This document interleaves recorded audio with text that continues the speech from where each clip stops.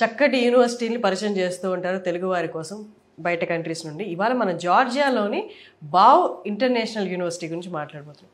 ఒక్కసారి ఎందుకని స్టూడెంట్స్ ఎవరైతే ఎంబీబీఎస్ చేరాలనుకుంటున్నారో జార్జియాని చూస్ చేసుకోవాలి, జార్జియాలో ఉన్న బావ్ ఇంటర్నేషనల్ యూనివర్సిటీని చూస్ చేసుకోవాలి. సో ఫస్ట్ ఆఫ్ ఆల్ మన ఇండియన్ స్టూడెంట్స్కు ఇక్కడ ఉన్న కాంపిటీషన్ వల్ల ఇక్కడ ఫ్రీ సీట్ దొరకపోవడం కావచ్చు, management quota NRI quota 70 lakhs కావచ్చు, 1.5 crore కావచ్చు, ఇలా ఉండగా ఎంబీబీఎస్ అబ్రాడ్ అనేది ప్రాముఖ్యత సంతరించుకున్నది. సో ఎంబీబీఎస్ అబ్రాడ్ విషయంలో చూసుకుంటే ఎవ్రీ ఇయర్ మన ఇండియా నుంచి 25,000 నుంచి 35,000 స్టూడెంట్స్ వెళ్తున్నారు.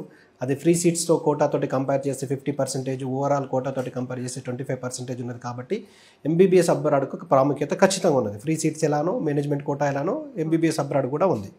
సో ఏ కోర్స్ అయినా ఇక్కడ అవైలబుల్గా దొరుకుతుంది, కానీ ఎంబీబీఎస్ మాత్రం ఇక్కడ చేయడానికి చాలా కష్టతరంగా ఉంటుంది. అందులో భాగంగానే అలాగే డబ్బుతో కూడుకున్న డబ్బు ఉంటే ఎంబీబీఎస్ లేకపోతే లేదు, సూపర్ టాలెంట్ ఉంటే ఎంబీబీఎస్ లేకపోతే లేదు.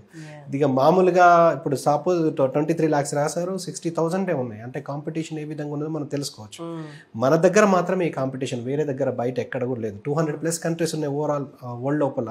అందులో మన ఇండియా 150 crores పాపులేషన్ తప్పించి, ఇంకా ఇండియా చైనా తప్పించి ఇంకెక్కడ కూడా 100 పైన పాపులేషన్ లేదు.